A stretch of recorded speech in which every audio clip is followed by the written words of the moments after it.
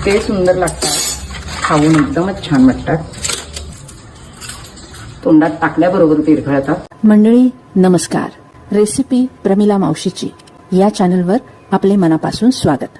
चला तर मग पाहूयात अस्सल कोकणी पद्धतीने झटपट, कुरकुरीत आणि चविष्ट असे तांदळाचे पापड कसे बनवायचे ते. हे जे पीठ तयार करतो ते पापडांसाठी थोडेसे जाडसर तांदूळ एक रात्रभर भिजत घालायचे. एक रात्री भिजत घातले की दुसऱ्या दिवशी ते उपसायचे आणि वाळत घालायचे.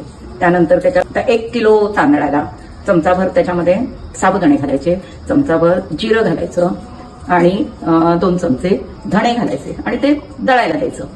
तांदळाचे पापड करायचे आहे. एकदा 1 ग्लासभर पाणी घेतलेलं आहे. ते पाणी उकळत ठेवले. त्याच्यामध्ये तिखट, लाल तिखट टाकली आहे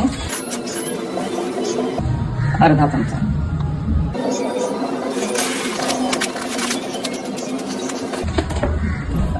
पाव चमचा ओवा टाकते. तो चुरून टाकला की मग त्याचा वास छान येतो.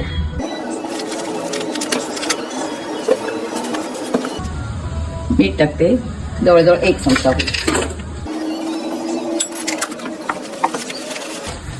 अर्धा चमचा तीळ टाकते.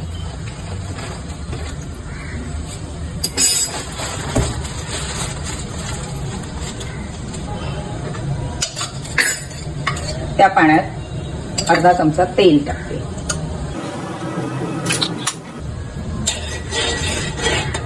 चव बरोबर झाली आहे का हे पाहण्यासाठी मी अजूनही थोडंसं मीठ कमी आहे म्हणून मी ते मीठ टाकते.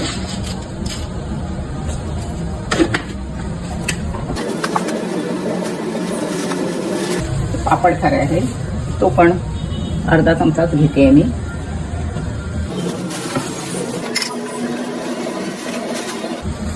खायचा सोडा आहे फक्त थोडासा. पाणी उकळलेलं आहे. आता या पाण्यामध्ये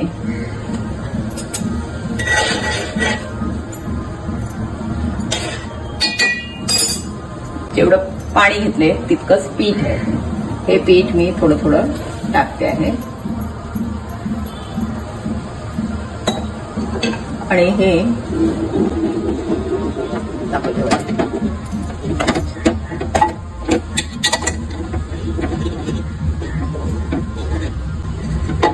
थोडंसं सुकं झालेलं आहे त्याच्यामुळे मी थोडं पाणी घेते. अजून पाण्याचा हक्का.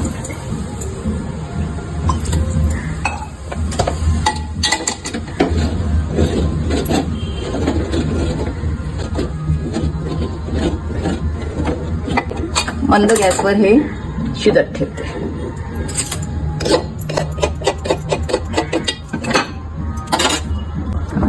त्याच्यावर झाकण ठेवल्यामुळे छान वाफ. आणि हे शिजलंय कसं हे पाहण्यासाठी अशा पद्धतीनं आपण थोडं दाबून बघितलं, त्याची छान गोळी झाली की हे शिजलंय.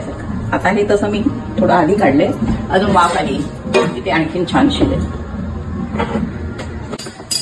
एक वाफ आली आहे म्हणून मी काय केलंय, पुन्हा ते ढवळलं आणि पुन्हा एकदा ठेवलंय. आता 1-2 मिनिटांमध्ये ते होऊन जाईल आणि मग ते मी परातीमध्ये मळणार आहे. एक उकड तयार झालेली आहे.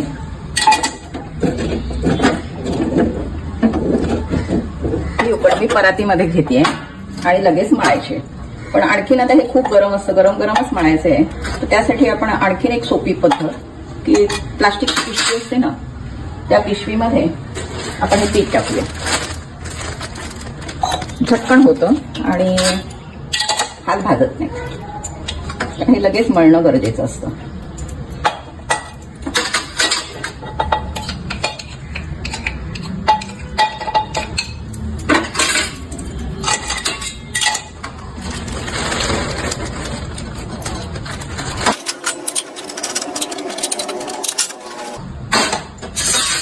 ह्यात पातेल्यात थोडंसं पाणी घेते.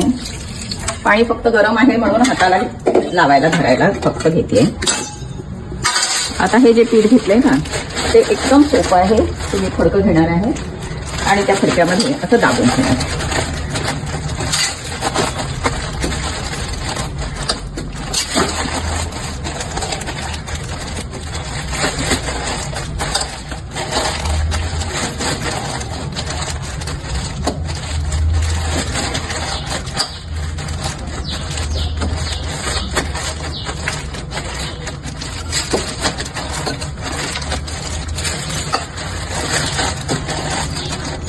गरम गरम मळता यावं म्हणून हे अशा पद्धतीनं मी मळून घेतलेलं आहे, मळलेलं आहे.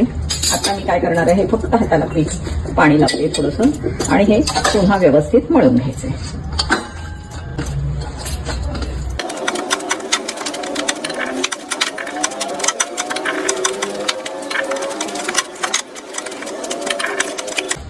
आता त्याचे गोळे करायचे अशा पद्धतीने.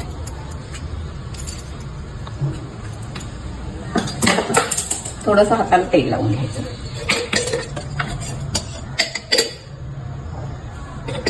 अशा पद्धतीनं ह्याचे आता जवळजवळ 10-15 पापड होतील.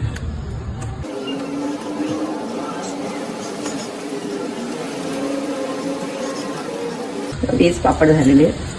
अशा पद्धतीने गोळे करायचे.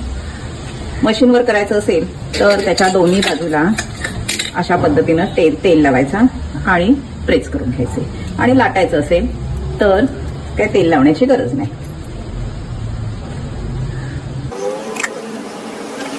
माझ्याकडे पुरी मेकर आहे, ह्याला थोडंसं तेल लावलेलं आहे आणि हे प्रेस करून फक्त त्याच्या गोळ्या करते, म्हणजे हे लाटणं सोपं होतं. आता हे लाटून घेते. लाटण्यासाठी पीठ घेतलेलं आहे.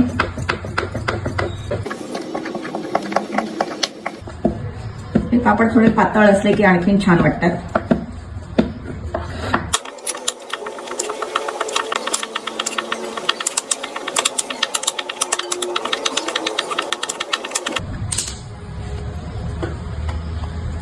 अशा पद्धतीने हे पापड लाटायचे. आता हे पापड नंतर आपण घरामध्ये फॅन खाली वाळवले तरी चालू शकतात, पण ऊन देणं गरजेचं आहे. म्हणजे ऊन असेल तेव्हा मग आपण काय करू शकतो की रात्रभर हे आता घरातच वाळत घातलेत आणि सकाळी आपण मग ते थोडा वेळ उन्हात ठेवले की खूप कडक होतात आणि मग आपण ते चुलीवर गॅसवर भाजू शकतो किंवा तेलामध्ये तळू शकतो. आता एवढासा पापड आहे, पण जेव्हा आपण तळू तेव्हा तो इतका मोठा होतो आणि रुचकर लागतो. आता हे तांदळाचे पापड आपल्याला आणखीन वेगवेगळ्या पद्धतीनं वेगळे पदार्थ वापरून करू शकतो. म्हणजे आता मी जे पाणी उकळत ठेवलेलं होतं त्या पाण्यामध्ये आपण जर पालकची काही पानं घेऊन त्याचं आपण पेस्ट केली आणि ती पाण्यात घातली तर आपल्याला हिरवे पापड पालक घातलेले मिळू शकतात. पौष्टिक असतं आणि आपल्याला त्याच्यातून खूपसे जीवनसत्व पण मिळू शकतात. बीट घालून सुद्धा हे करता येऊ शकतं. बीटमध्ये आपल्याला लोह मिळतं. टोमॅटो घालून सुद्धा छान करू शकतो. मिरची आणि लसूण घालून सुद्धा हे खूप छान होतात. कोथिंबीर घालून हिरवे पापड खूपच मस्त वाटतात. त्याच्यामध्ये आता थोडासा बटाटा किसून तर असं विविध पदार्थ घालून आपण हे पापड करू शकतो. ते पापड सुकल्यानंतर हे अशा पद्धतीनं दिसत आहेत. आता आपण ते थोडंसं तळून बघूया. तेल गरम करत ठेवलेलं आहे. आता कढईमध्ये तसं ह्या पापडांना जास्त तेल लागतं म्हणून ते जास्त टाकलेलं आहे आणि ते खरंच तापलंय का हे बघण्यासाठी मी थोडंसं पापड टाकते. आलंय गरम होत. अजून थोडा वेळ मी थांबते. आता हे मी तेलात टाकते. तेलात टाकल्यानंतर मी अशा पद्धतीनं काय करते, थोडंसं हलवते. आहे त्याच्यापेक्षा ते मोठं होतं.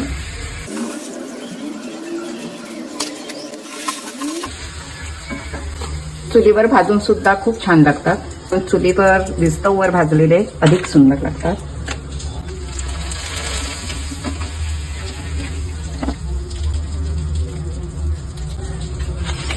आणि हे इतके सुंदर लागतात, खाऊन एकदमच छान वाटतात.